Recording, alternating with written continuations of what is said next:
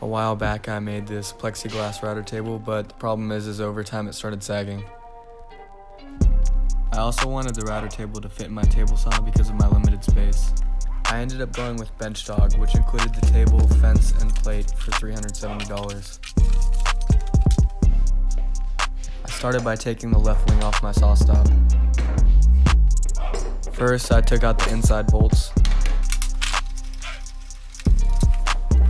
and then the switch box, and finally the screws that connect it to the rail.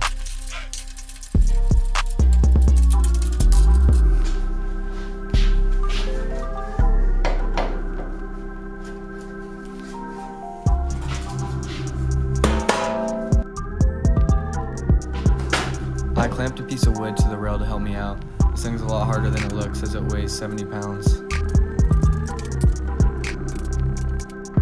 The worst part though is putting in the bolts, because there's not much space to turn the wrench.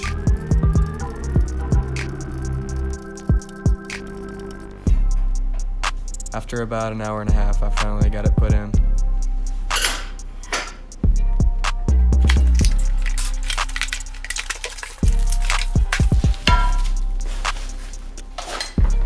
The fence was super easy to install and the instructions for it were good. These knobs move the fence. Next, I screwed in the pegs for the router plate. On the corners, make sure to leave the middle hole open.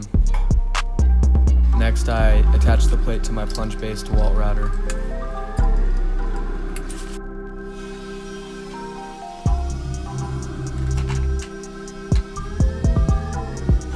These two screws attach the plate to the table.